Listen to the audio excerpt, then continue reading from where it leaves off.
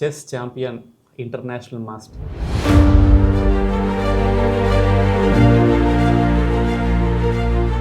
అజయ్ సంతోష్. అజయ్ అని పిలవాలా, సంతోష్ అని పిలవాలా? మీరు ఎలా పిలిచినా పర్లేదు.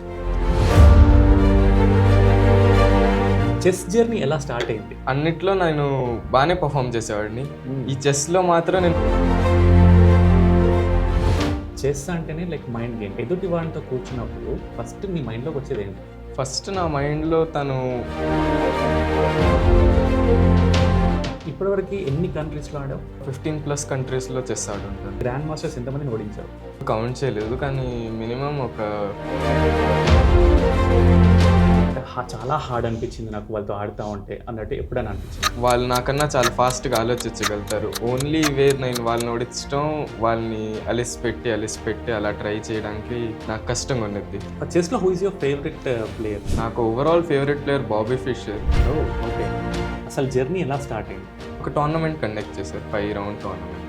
సర్ప్రైజింగ్లీ అందరు పెద్దోళ్ళని కూడా ఓడించేసాను అక్కడ. 2019లో ఏదైతే స్టార్ట్ చేసావో 2019లో విన్స్ అనేవి చాలా బాగున్నాయి. సడన్గా గ్రాఫ్ ఎందుకు అలా పడిపోయింది?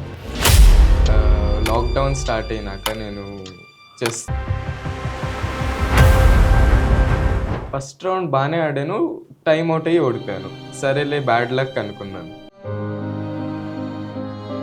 సో ఇంత బాగా ఎంకరేజ్ చేస్తున్న మన అజయ్ సంతోష్ గారు వాళ్ళ నాన్నగారు ఇప్పుడు ఎవరైతే మీకు ఒలింపిక్ మెడల్స్ కానీ టాప్ లెవెల్లో చైనీస్ ప్లేయర్స్ ఉన్నారో వాళ్ళందరినీ కూడా చైనా గవర్నమెంట్ వాళ్ళని దత్తత తీసేసుకుంటుందండి. నార్మల్గా బ్యాక్గ్రౌండ్ ఉందా?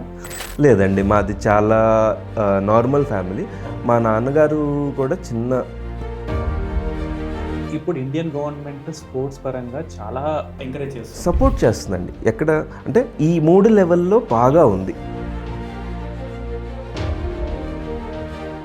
8.5 years వయసులో అప్పుడే చెస్ స్టార్ట్ చేసినప్పుడు ప్రజ్ఞానంద ఒక 28 మందితో ఆడాడు. ఆ 28 మందిలో వీడు కూడా ఒకడు. ఏమైంది అప్పుడు? డ్రా అయింది. ఓకే, అప్పుడే డ్రాగన్ ఇచ్చాడు. సో నాకు తెలిసి ఇంకొక 1 yearలో GM అవ్వబోతున్నాడు. అదే ఫుల్ ట్రై.